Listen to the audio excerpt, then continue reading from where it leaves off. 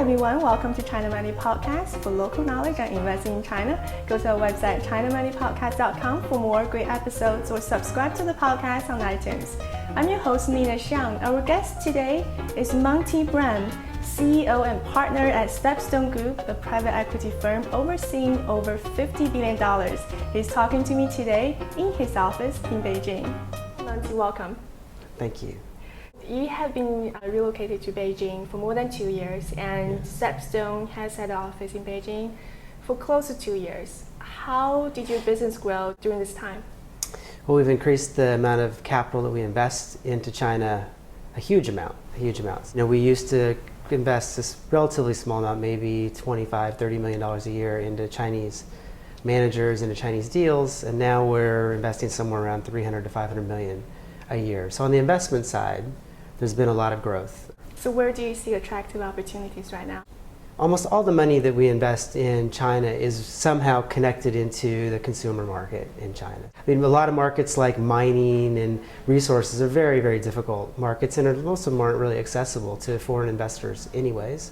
So, the consumer market tends to be more open, less politically oriented here as well. We've invested in a firm called Xiang, which is a private equity firm that does both technology and healthcare oriented investments. Healthcare side, very much driven by demographics and driven by the, what's happening with the consumer here. We invested with CDH, which is also has a big amount of kind of consumer and growth oriented investments in the overall mix of their business. We have done some investments non-traditional. So we invested with Citic Capital, and Citic Capital does more state SOEs, so state-owned enterprise buyouts. So we've done that as well. So what kind of return are we talking about here? What are you expecting? Yeah, I mean, most of the returns we're targeting in China is somewhere around gross returns of 30% IRR. So 30% return per year on a gross basis is the general target. Globally, in more developed markets, the target's more in the range of 20%. On a gross basis, but China has certain emerging market risks still, so the return targets are higher. Do you mostly tend to invest into funds that's overseas funds, or some Chinese local run US dollar funds as well? As a firm, we tend to favor, particularly in markets like China, local managers. So managers who have a very local approach, have a very local team. We think that there's just a lot of advantages in having all those local connections and insight and perspective.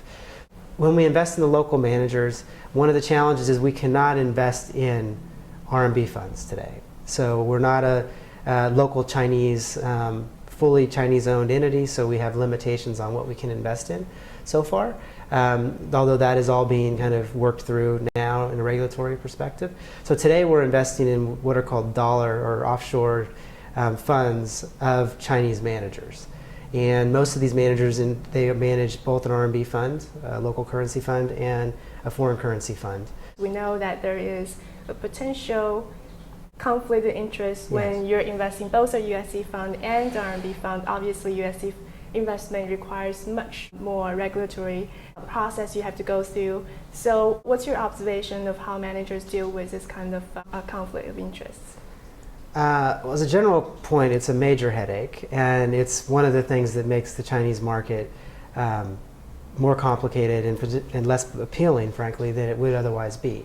But the managers have gotten pretty good at trying to, particularly the managers that are very committed to their offshore businesses, have gotten very good at trying to balance the conflicts, the potential conflicts, and put together structures that protect the offshore investors. But I think the most important thing is you have to find managers that really value their offshore part of their strategy, because that's really the main protection you have, that they're going to treat you and the other offshore investors fairly relative to the onshore investors. There's a lot of managers that understand that the Chinese markets are very volatile. They go up and down. Chinese capital tends to be very hot capital. It comes in and out. And foreign capital tends to be much more institutional and much more long-term oriented and has been around for a long time. And if you do well for them, they continue to invest with you. Thank you so much, Monte. Thank you. That's today's podcast. I hope you enjoyed it. If you have any questions or comments, go to our website, chinamoneypodcast.com, or subscribe to the podcast on iTunes. Thank you so much for watching. Until next time.